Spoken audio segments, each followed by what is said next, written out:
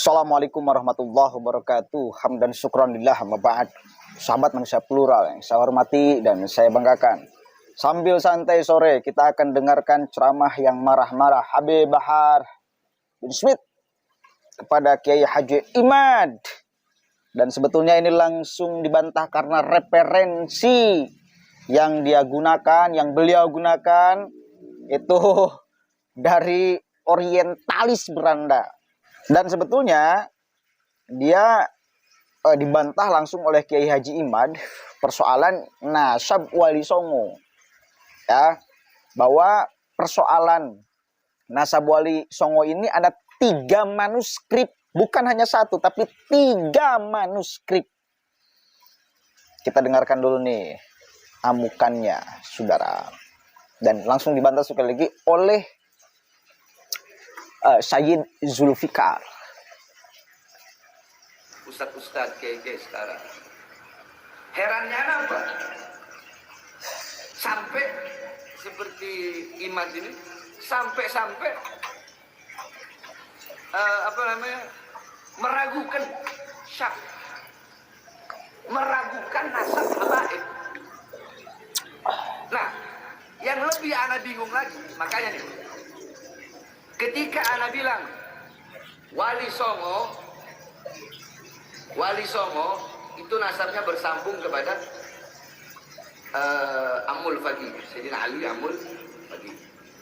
Ya. Ana bilang kan, Wali Songo itu azamat khon. Wali Songo itu azamat khon. Tetapi putus sampai di Wali Songo. Adapun anak-anak turunnya ini yang maksudnya bukan anak turun, maksudnya yang sekarang ini yang ngaku-ngaku azamat khon ini, itu nggak ada terdaftar di Robito atau Nagoba, alias masih sah juga. Nah, yang ana maksud mereka, ya, yang ngaku-ngaku keturunan Wali Songo bilang, oh itu Bahar bin Smith, kenapa kok meragukan nasab Wali Songo? Kenapa bilang Wali Songo tidak punya garis keturunan? Ente kenapa nggak ngomong ke Imad? Ana bilang bahwasanya Wali Songo terputus. Bukan, Wali Songonya adalah habaib. Karena nasab mereka bersambung kepada Sayyidina Abdul Malik Azamat Khan bin Alwi Amul Faqih. Imad lebih parah. Kenapa? Karena Imad berarti nggak ngakui Wali Songo sebagai habaib. Karena Wali Songo nasabnya bersambung kepada Amul Faqih bersambung kepada Sayyidina Ubaidillah bin Ahmad Al-Muhajir. Sedangkan Ubaidillah diingkari, dibilang nggak ada sama Imad. Harusnya ente orang, para keturunan Wali Songo, lebih marah, lebih protes ke Imad daripada ke anak.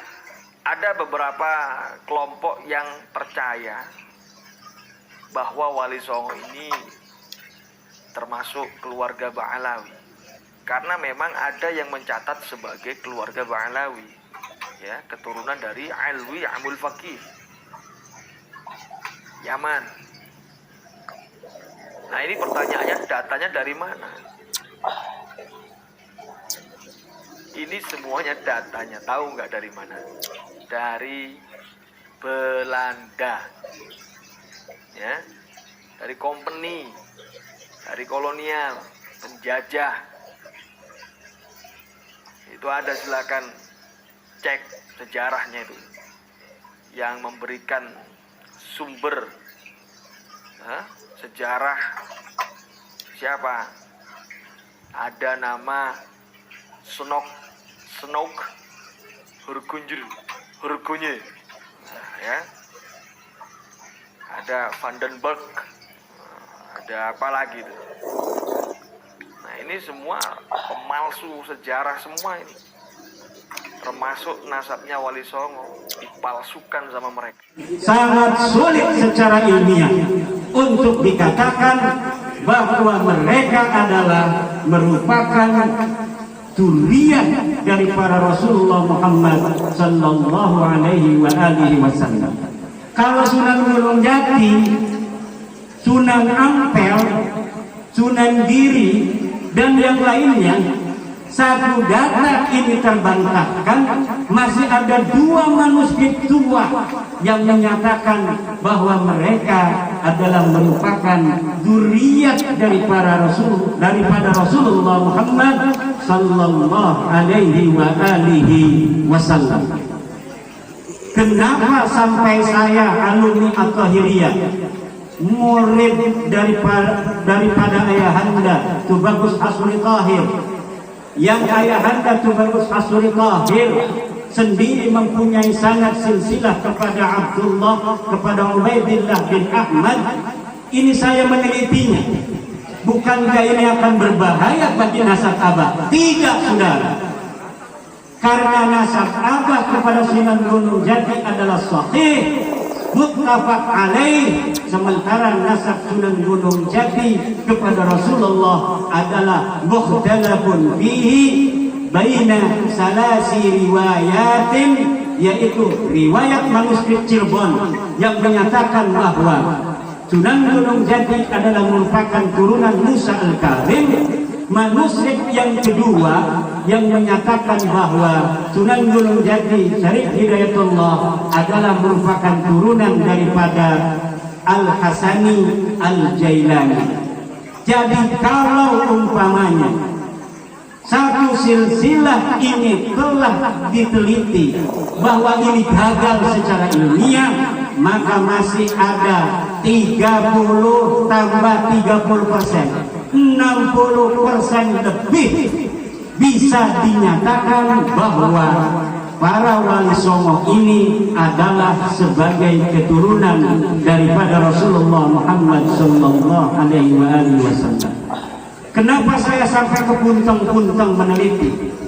Karena saya melihat antara pengakuan dari fenomena pengakuan orang yang setiap dalam kesempatan mengaku sebagai cucu daripada Rasulullah.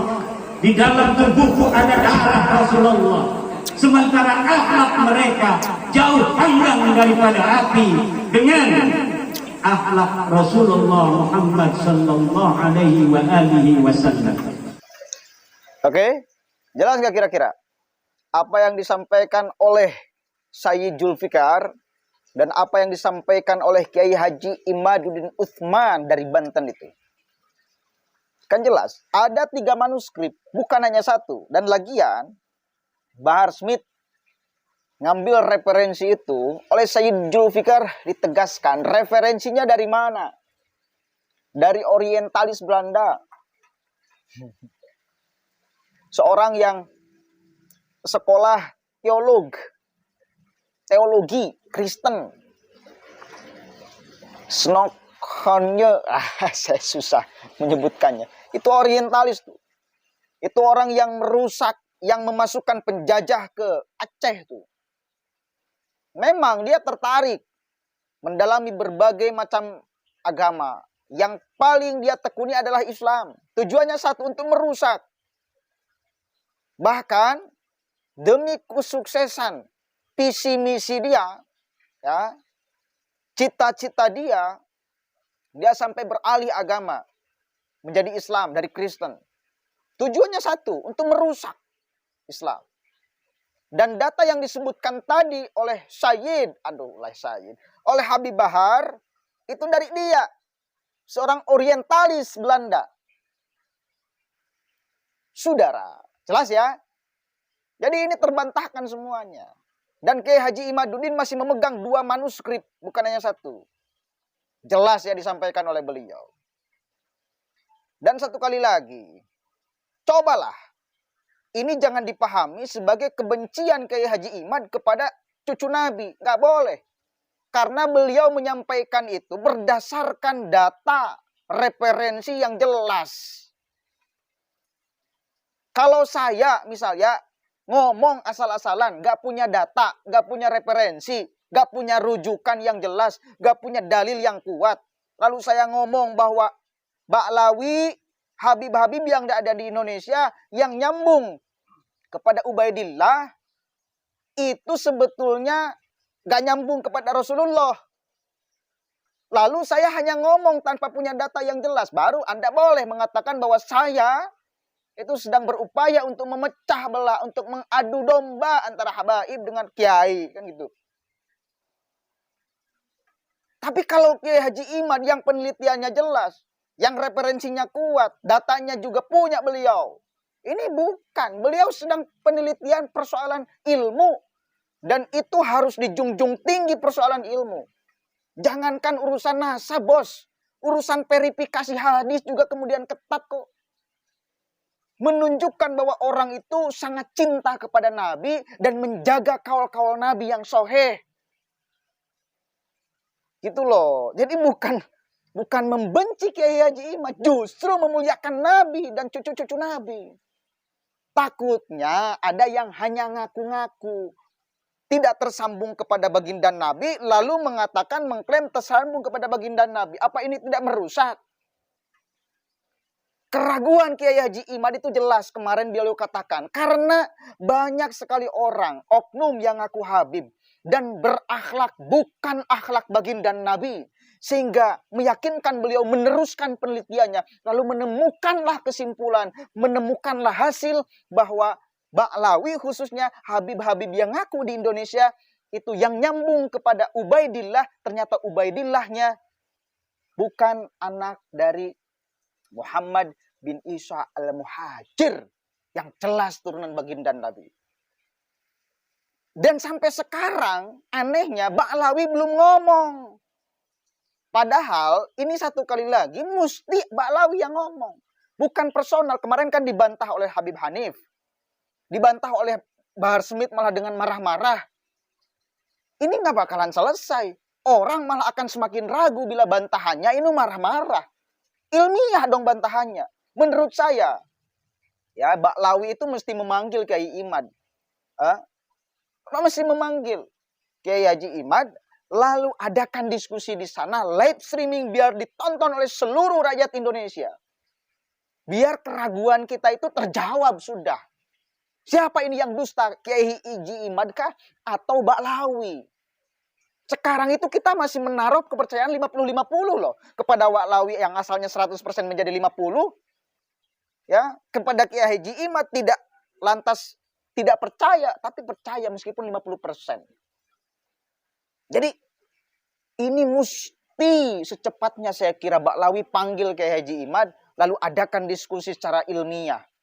Dan tradisi ilmu itu, baik diangkat sendiri. Begitu, jelas ya. Janganlah dipahami sebagai Kiai Imad itu benci kepada cucu Nabi, saya kira. Nggak ada. Nggak ada, bos. Nggak ada. Ulama NU, kiai-kiai NU, santri-santri NU itu menjunjung tinggi kehormatan kepada habaib. Catat itu. Mana ada santri NU yang melecehkan habaib? Nggak ada. Kalau urusan penelitian, ini bukan persoalan melecehkan. Ini persoalan ilmiah. Bukan pelecehan. Justru penghormatan kepada ilmu. Paham ya? Ayolah. Dewasalah di dalam berpikir dan bergerak dan di dalam berstatement. Kalau seperti itu caranya, Bahar Smith malah menanggapi seperti itu nggak dewasa itu. Itu nggak dewasa itu. Ya, itu nggak dewasa menurut saya. Justru itu kekanak-kanakan, malah marah. Apalagi kemarin itu Kiai Haji Imad jelas. Saya siap berdebat dengan seluruh ulama ahli nasab sedunia. Bukan hanya Indonesia aja, sedunia. Siap berdebat dengan ulama ahli nasab sedunia. Itu kan jelas, tegas. Artinya beliau bisa mempertanggungjawabkan, mampu mempertanggungjawabkan, siap mempertanggungjawabkan seluruh apa yang beliau statementkan. Seluruh apa yang beliau ucapkan. Dan itu kan keren.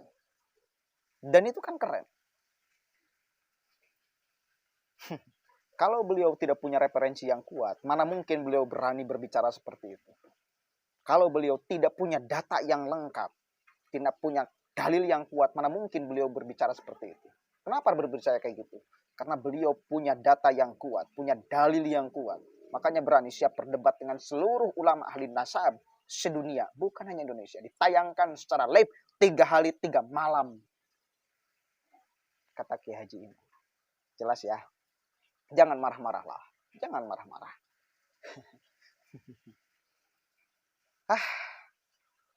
Assalamualaikum warahmatullahi wabarakatuh.